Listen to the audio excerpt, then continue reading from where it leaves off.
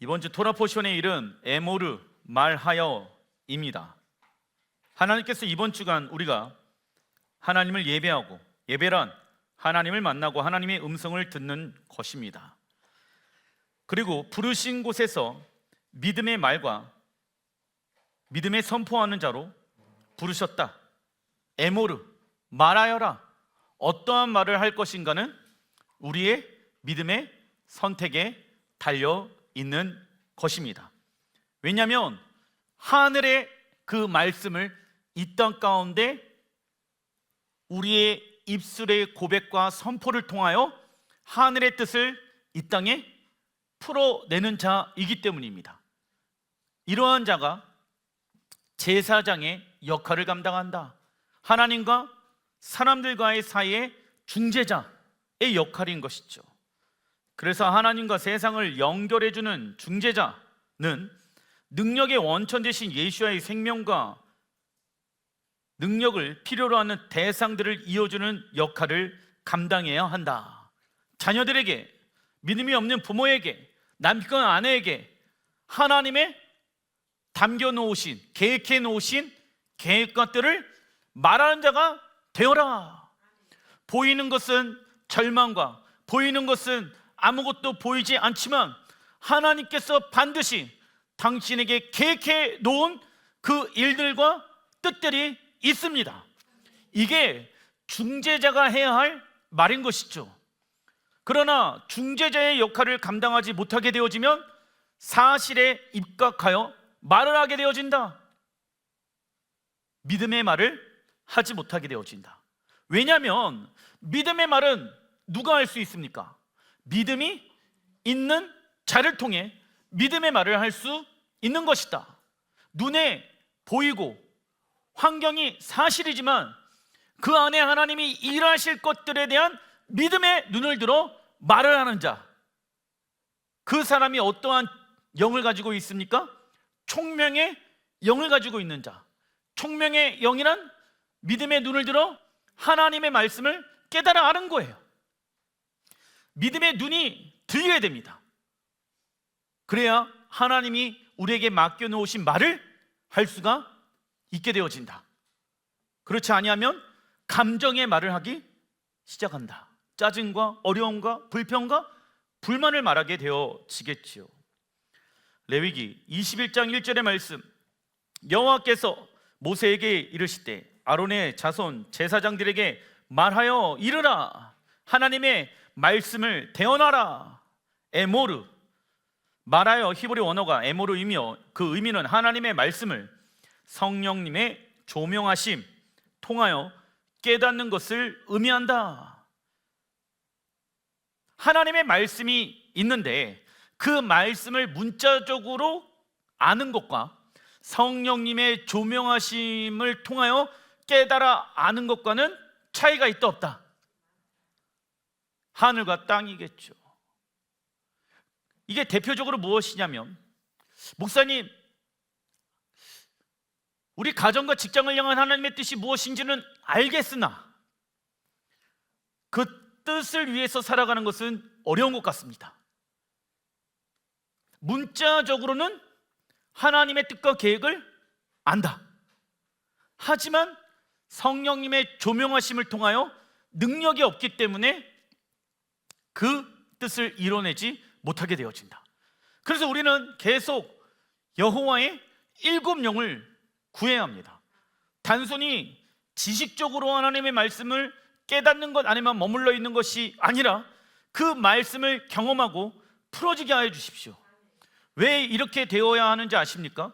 그래야 거룩한 신부로 단장할 수 있기 때문입니다.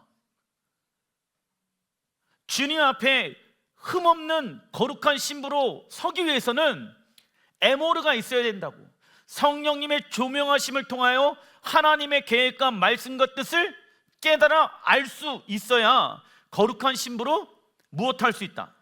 단장할 수 있다.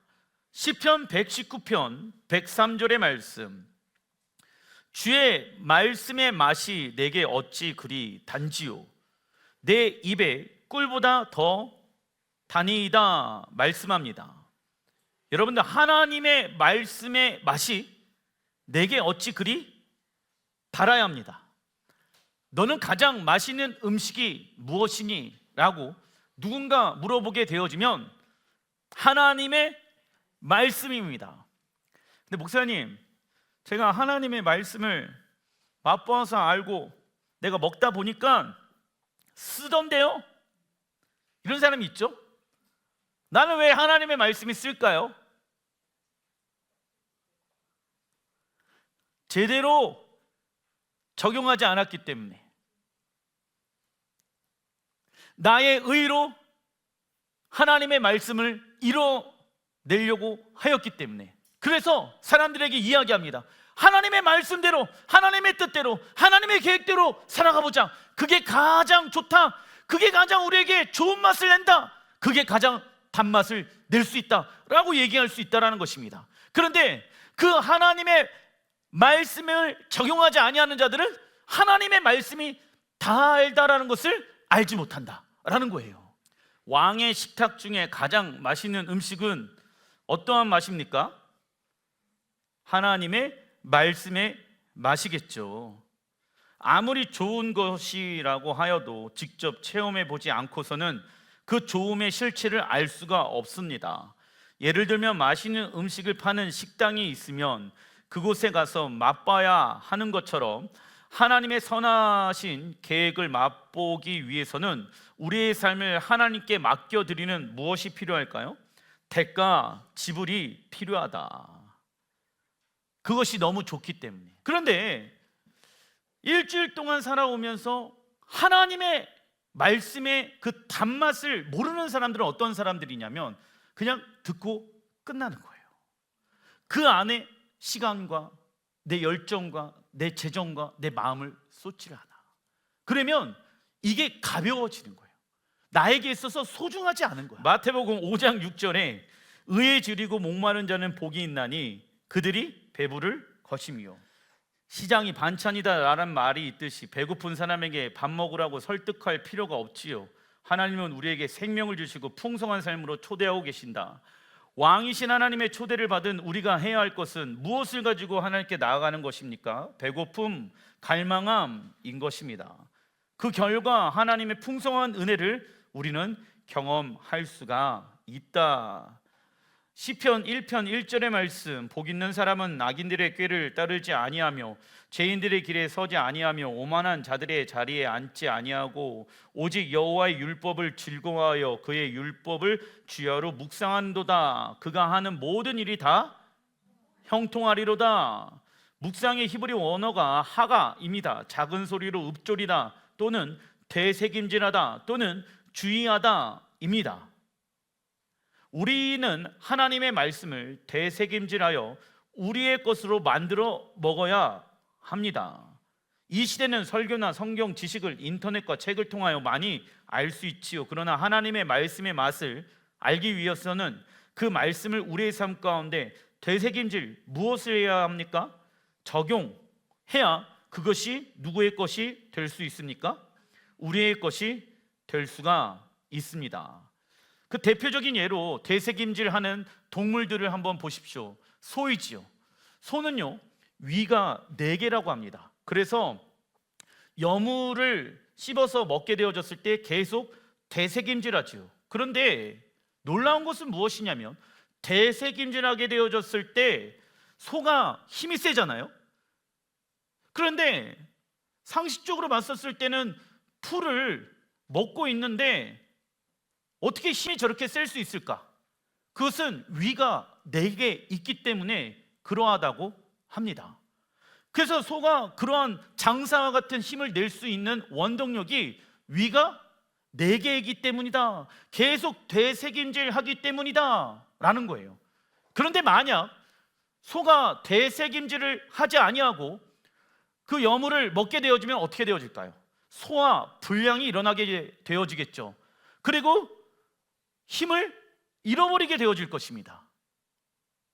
우리도 동일해요. 우리에게 있어서 힘은 하나님을 아는 것입니다. 하나님을 기뻐하는 것입니다. 할렐루야. 그래서 그 하나님의 말씀을 되새김질하여서 우리가 먹게 되어졌을 때 그분의 말씀은 우리에게 능력이 되어질 것입니다. 힘이 되어질 것입니다. 권세가 되어질 것입니다. 그게 우리에게 에너지가 되어진다고요. 그게 초월적인 성령님의 능력인 것이죠. 사람들 눈으로는요, 야, 지푸라기를 삶아갖고 소에게 주는데 그것이 어떻게 소에게 힘의 원천이 될 수 있겠느냐? 마치 하나님의 말씀이 어떻게 우리에게 능력이 될 수 있겠느냐? 사람들은 말할 수 있겠지만은 우리가 그것을 되새김질하고 계속 먹게 되어졌을 때 하나님은 우리에게 능력을 주신다라는 것이에요. 그런데 문제가 무엇이냐면 많은 사람들이 인터넷과 어떠한 책과 어떠한 설교문을 보고 나서 그것이 내 거라고 생각한다라는 거예요. 되새김질하는 그 반복되어지는 과정, 즉 히브리 원어로 하가가 있어야지, 묵상하는 삶이 있어야지, 적용하는 삶이 있어야지 그것이 나에게 힘과 능력이 될 수 있는 것입니다. 그렇지 아니하면 소화 불량이 일어나는 거예요. 그러면 소화 불량이 왜 일어나면 영양분이 내 안에 들어오지 못하는 거예요. 소화 불량이 일어나니까. 그래서 어떠한 결과로 나타납니까? 교만으로 어떤 사람은 소화 불량의 모습이 나타나고 어떤 사람은 불순종으로 나타나고 말씀을 다 알기는 알지만은 순종하지 못하고 영적으로 자라나지 못하는 그러한 현상으로 나타나게 되어진다라는 것입니다. 그래서 묵상하는 사람과 묵상하지 아니하는 사람과는 차이가 있는 거예요. 물론 하나님의 말씀을 읽고 적용하고 기도해야 됩니다. 근데 읽기만 해서는 안 된다는 거예요. 나를 향한 하나님의 뜻이 무엇인가 계속 곱씹는 거예요. 주의하는 거예요. 그러면 그것이 우리에게 능력으로 풀어질 줄 믿습니다. 그래서 하나님의 말씀이 불편하고 어색하고 힘들더라도 왜 하나님의 말씀이 불편하고 어색하고 힘드냐? 주일날 배웠죠. 이러한 모습이 우리 안에 있다라고 하면 우리가 온전히 하나님을 사랑하지 못하고 있기 때문에, 우리 안에 있는 죄의 모습들이 있기 때문에 하나님의 말씀이 아직 불편하고 어색하고 힘든 거예요.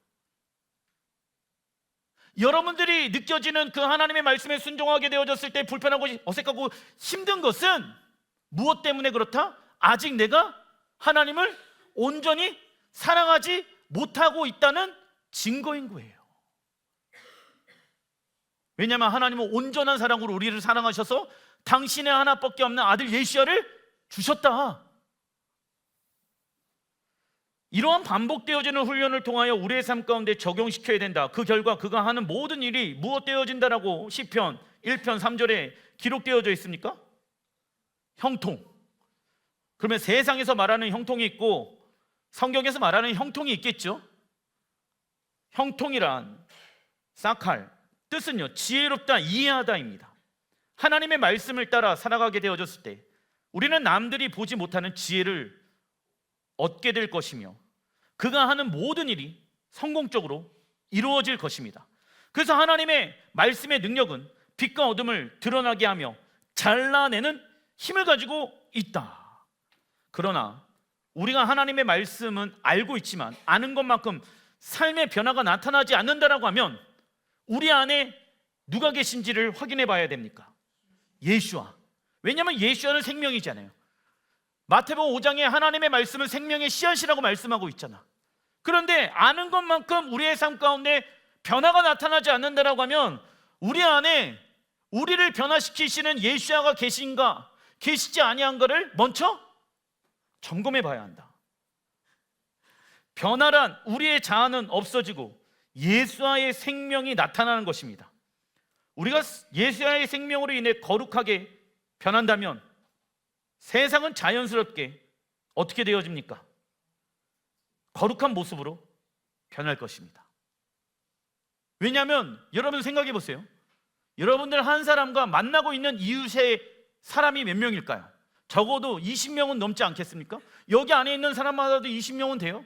그러면 그 사람과 연결되어져 있는 사람이 20명이라고 하면 40명, 적어도 한 100명은 여러분들과의 관계가 연결되어져 있을 것입니다. 그러면 믿음이 없는 사람들이 여러분들이 거룩해 살아가는 모습과 말의 모습을 통해 야, 저렇게 살아가는 삶이 옳구나라는 본보기를 보여줄 수 있게 되어진다. 그래서 우리는 무엇으로 부르심을 받았습니까? 세상의 빛과 소금의 역할을 감당하라고 하나님이 우리를 불러주셨습니다. 그래서 하나님의 말씀을 늘 입으로 고백하며 하나님의 말씀이 항상 우리 입에 있게 하는 것이 무엇입니까? 묵상입니다. 즉 믿음의 사람만이 하나님의 말씀을 가지고 선포할 수 있다. 마태복음 16장 18절 읽어보겠습니다. 내가 천국 열쇠를 내게 주리니 내가 땅에서 무엇이든지 매면 하늘에서도 매일 것이요 내가 땅에서 무엇이든지 풀면 하늘에서도 풀리리라. 아멘. 천국 열쇠를 사용하는 방법은 예수의 이름과 하나님의 말씀을 가지고 사단 권세를 묶고 하늘의 축복을 풀어내는 것입니다. 그러나 우리가 토라가 없는 상태에서 성령님의 인도하심을 따라 살아간다라고 생각하면 우리의 자의적인 해석을 통하여 성령님의 인도하심을 왜곡할 수 있으며 우리의 신앙은 잘못된 방향으로 갈 수 있게 되어진다. 그 중에 대표적으로 무엇입니까? 교단의 교리예요. 교단의 교리에 의해서 살아가게 되어지면 하나님의 말씀을 더할 수도 있고 뺄 수도 있다라는 거예요. 그래서 우리는 교리대로 어떻게 살아가는가가 중요한 게 아니라 어떻게 하면 하나님의 말씀 문자적으로 그대로 살아가는가, 이것이 중요한 것입니다. 하지만 더 중요한 것이 무엇인지 아십니까? 모든 율법의 완성은 무엇이다? 이웃사랑, 하나님 사랑이다. 하나님의 말씀보다 위에 있는 것이 생명을 살리는 일이에요. 그래서 생명을 살리는 일이라고 하면은 우리가 거룩하지 아니하는 것도 만질 수 있게 되어진다. 그 부분은 좀 이따 성경에 찾아보겠습니다. 그래서 말하여 또 다른 히브리 원어가 다바르이며 그 의미는 하나님의 말씀을 문자적으로 아는 것입니다.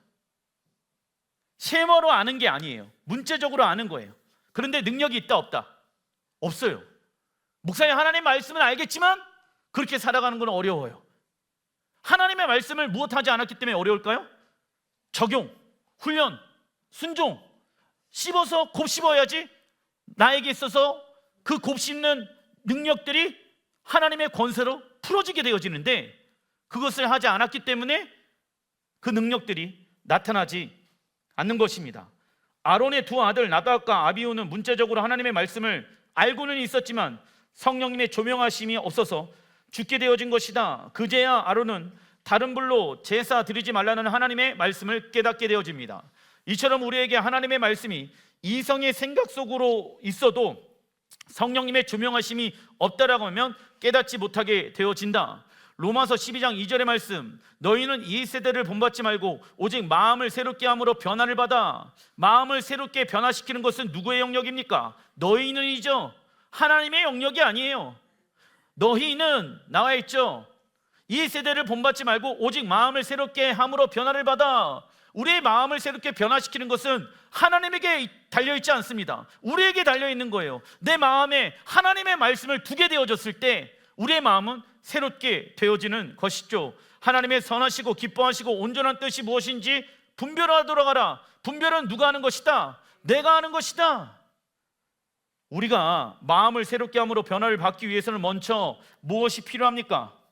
자기 부인, 이는 육신의 종노릇한 나를 예수의 십자가에 죽인 자로 여기며 살아가고 하나님의 말씀으로 우리의 삶을 교정해 나아가는 것을 말한다. 그래서 마음을 새롭게 하는 것은 누구의 몫이다? 우리의 몫입니다. 레위기 21장 1절에 그의 백성 중에 죽은 자를 만짐으로 말미암아 스스로를 더럽히지 말려니와 그의 살붙인 그의 어머니나 그의 아버지나 그의 아들들이나 그의 딸이나 그의 형제나 제사장은 그의 백성의 어른인즉 자신을 더럽혀 속되게 하지 말지니라. 아멘. 하나님을 일반 제사장들은 부모 또는 자식이 죽게 되어졌을 때 그 시체를 만지는 것을 허용하셨다. 그러나 대제사장은 부모가 죽더라도 그 시체를 손을 대서는 안 되었습니다. 왜냐하면 읽어보겠습니다. 하나님에게 대제사장은 부모님을 섬기는 것보다 성소에서 하나님을 섬기는 것이 우선순위이기 때문입니다. 아멘. 그래서 하나님 나라의 제사장들은 거룩하게 구별된 자이기 때문에 이스라엘 백성들과는 다른 수준의 거룩을 하나님이 요구하신다. 제사장은 어른이며 지도자이기 때문에 함부로 자신을 더럽혀서는 안 됩니다. 왜냐하면 그들은 하나님을 가까이 섬겨야 하는 무엇을 가지고 있기 때문입니까? 책임. 그래서 함부로 말해서는 안 돼. 함부로 생각해서는 안 돼. 우리가 예수와의 보혈로 하나님 앞에 가까이 나아갈 수 있는 능력과 권세를 얻었습니다. 그 예배자는요, 예배 드리기 전부터 자신의 말과 자신의 감정과 자신의 뜻을 계속 무엇해야 된다? 점검해 봐야 한다. 왜? 하나님을 가까이 섬기려면 내 영혼, 육체가 어떻게 되어져 있어야 합니까? 거룩해져 있어야 하기 때문에. 그래서 이스라엘에서는 해가 지기 3시간, 4시간 전, 즉 오후 2시, 3시 이렇게 되어지잖아요. 그러면 일을 다 스탑합니다. 그래야지 자기의 마음과 생각과 감정을 온전한 샤bat 안으로 들어갈 수 있기 때문에. 해 질 때까지 일하는 유대인들은 많지가 않아. 이해되시죠? 그래서 예수님께서 말씀하시는 거예요. 예배 드리러 오기 전에 형제들과의 다툼이 있다면 그 문제를 해결하고 주님께 나오라. 왜 그러냐면 너희는 하나님을 가까이에서 예배하고 섬기는 자이기 때문에. 우리는 누구의 반차에 따라 제사장의 그 부르심을 받게 되어집니까? 멜기세덱의 반차를 따라서 하나님 앞에 가까이 나아가 하나님의 얼굴을 바라보면서 예배하는 자로 부르심을 받았습니다. 그 하나님과 가까이 하기 위해서는 말, 생각, 감정, 뜻을 무엇해야 된다? 점검해야 된다. 거룩한지 거룩하지 아니한지. 자꾸만 예배하는데 어떠한 환경과 어떠한 감정이 올라오잖아요. 그러면 하나님을 가까이 할 수가 없다. 책임이 있죠. 이처럼 하나님 나라의 제사장으로 부르심을 받았다는 것은 엄청난 특권이지만 그만큼의 책임도 따라온다는 것을 우리는 알아야 합니다. 우리가 멜기세덱 반차를 통하여 하나님 나라의 제사장으로 부르심을 받았다면 말과 행동을 훈련받으며 하나님께 합당한 자의 모습으로 준비되어야 한다.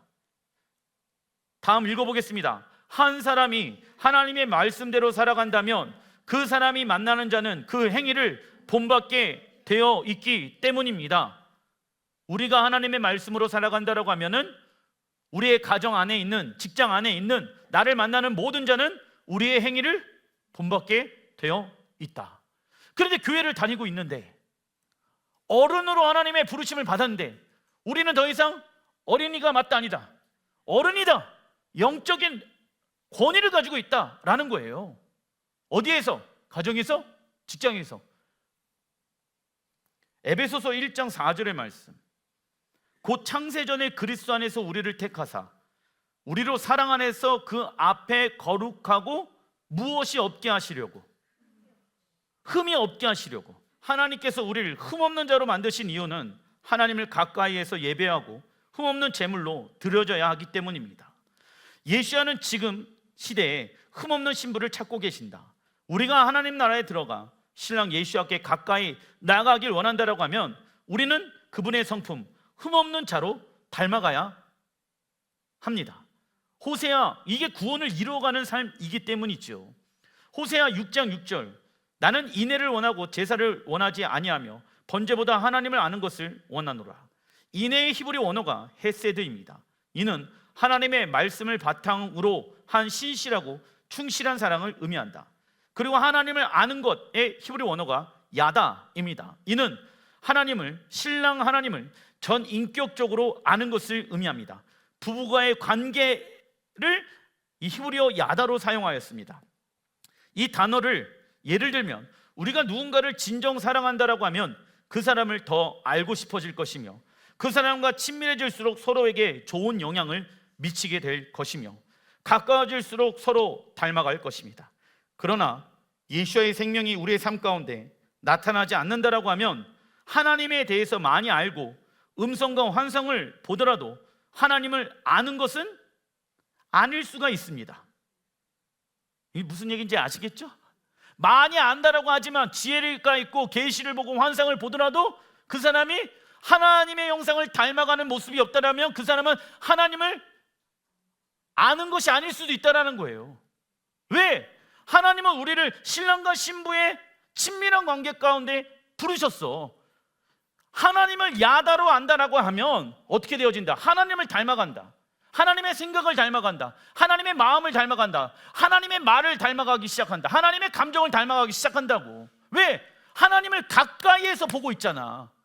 그래서 신랑과 신부가 서로 닮는다라고 얘기하고 있잖아요. 그죠? 좋은 것만 닮아야 되는데 집에서 야 네가 그러니까 나도 이런다 이러면 안 돼요. 참고로 히브리어 야다는 히브리어 야드, 손에서 파생되어졌습니다. 왜일까요?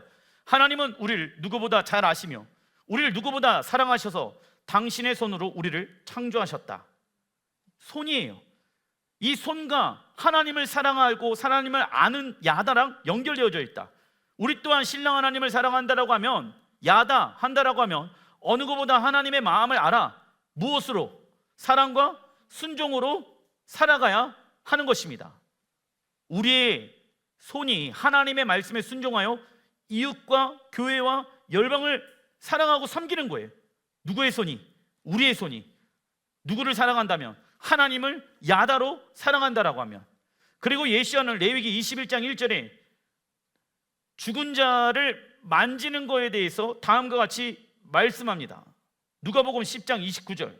그 사람이 자기를 옳게 보이려고 예수께 여짜오되 그러면 내 이웃이 누구이니까? 예수께서 대답하여 이르시되 어떤 사람이 예루살렘에서 여리고로 내려가다가 강도를 만나매 강도들이 그 옷을 벗기고 때려 거의 죽은 것을 버리고 갔더라. 마침 한 제사장이 그 길로 내려가다가 그를 보고 피하여 지나가고 또 이와 같이 한 레위인도 그곳에 이르러 그를 보고 피하여 지나가되 어떤 사마리아 사람은 여행하는 중 거기에 이르러 그를 보고 불쌍히 여겨 가까이 가서 나와 있죠. 기름과 포도주를 그 상처에 붓고 싸매고 자기 짐승에 태워 주막으로 데리고 가서 돌보아 주니이다. 내 생각에는 이 세 사람 중에 누가 강도 만난 자의 이웃이 되겠느냐? 이르되 자비를 베푼 자니이다. 예수께서 이르시되 가서 너도 이와 같이 하라 하시니라. 제사장과 레위인은 예루살렘 성전에서 예배를 드리고 여리고로 내려가다가 거의 죽어가고 있는 사마리아 사람을 만나게 되지만 피하게 되어집니다. 우선 제사장과 레위인이 죽은 사람을 돕지 못한 이유는 많은 목회자들이 그들이 강팍하기 때문이라고 말합니다. 그러나 이번 주 토라 포션 말씀에 죽은 시체를 만지게 되어주면 부정하기 때문이다. 그들은 레위기 21장 1절의 말씀에 순종한 것입니다. 그런데 어떤 사마리아 사람이 나타나 그를 불쌍히 여겨 기름과 포도주를 주며 상처까지 다 치료해 줍니다. 이 사람은 죽어가고 있는 생명을 살리기는 하였지만 자신의 거룩함을 어떻게 되어졌습니까? 더럽히게 되어졌다. 이때 예수님께서 자기만의 기준을 가지고 이웃사랑하고 있는 율법 교사에게 누가 강도 맞는 자의 이웃이겠는가를 여쭈어 본 것입니다. 우선 레위기 19장 18절에 읽어보겠습니다. 원수를 갚지 말며 동포를 원망하지 말며 내 이웃 사랑하기를 내 자신과 같이 사랑하라. 나는 여호와이니라. 이웃 사랑을 실천하는 것은 무엇의 완성이다? 율법의 완성이다. 그래서 우리는 적어놔 주십시오. 이웃과의 관계를 통하여 우리의 삶이 거룩한지 거룩하지 않은지를 확인할 수 있다. 그래서 우리는 사람을 살리는 일이라면 하나님의 말씀까지도 계명까지도 내려놓을 수 있어야 하는 것입니다. 아시겠죠? 왜냐하면 말씀, 계명을 지켜 행하는 것보다 더 위에 있는 계명은 이웃사랑하는 것이다. 왜냐하면 이웃사랑하는 것이 율법의 완성이기 때문입니다. 레위기 22장 32절에 읽어보겠습니다. 너희는 내 성호를 속되게 하지 말라. 나는 이스라엘 자손 중에서 거룩하게 함을 받을 것이니라. 나는 너희를 거룩하게 하는 여호와요. 하나님은 여호와의 이름을 욕되게 하지 말 것을 명하십니다. 제사장은 하나님 나라를 대표하고 하나님을 이 세상 가운데 보여주는 자이지요. 그래서 우리의 행동과 언어와 성품과 인격이 하나님의 성품을 닮아가야 한다. 이것이 우리의 삶을 통하여 여호와의 이름을 높이는 것입니다. 그러나 반대로 우리가 하나님을 믿는다고 하는데 하나님의 말씀대로 살지 아니하고 하나님의 이름을 욕되게 할 수도 있다. 무엇하게 되어졌을 때? 불순종하게 되어졌을 때. 그래서 이런 얘기가 나오는 거예요. 네가 믿는 하나님이 정말 살아계신다라고 하면 난 그 하나님을 믿기 싫다. 이런 얘기가 믿음이 없는 사람들 또는 믿음이 연약한 사람들의 입에서 나오게 되어지면 안 된다라는 거예요. 동일하게 반응하고 말하면, 세상 사람들과 동일하게 말하고 반응하면 된다 안 된다? 그걸 하나님의 이름을 욕되게 하는 것이다. 그래서 우리는 날마다 십자가 복음의 능력으로 새롭게 되어 무엇을 해야 됩니까? 회개. 우리는 회개를 통해 우리 자신을 하나님의 말씀으로 변화시키며 거룩을 이루어가는 여정의 길을 가야 합니다. 마태복음 5장 34절, 나는 너희에게 이르노니 도무지 맹세하지 말지니 하늘로도 하지 말라 이는 하나님의 보좌임이요 땅으로도 하지 말라 이는 하나님의 발등상이요 예루살렘으로도 하지 말라 이는 큰 임금의 성임이요 오직 너희 말은 옳다 옳다 아니라 아니라 하라. 이에서 지나는 것은 악으로부터 나느니라. 당시 바리새인들은 하나님의 이름을 직접적으로 언급하지만 않는다라고 하면 맹세를 어겨도 된다라고 생각하였다. 그러나 예수야는 맹세에 대한 바리새인의 진실하지 못한 의도를 알고 계셨다.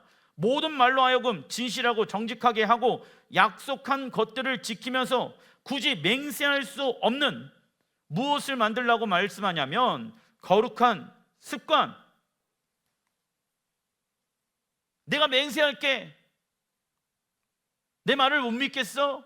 이럴 말을 할 필요가 없다. 거룩한 습관을 만들어라. 말에 더하거나 빼지 말아라. 자기를 포장하지 말아라. 잘못한 것이 있으면 잘못된 것을 얘기하면 되는 거예요. 왜?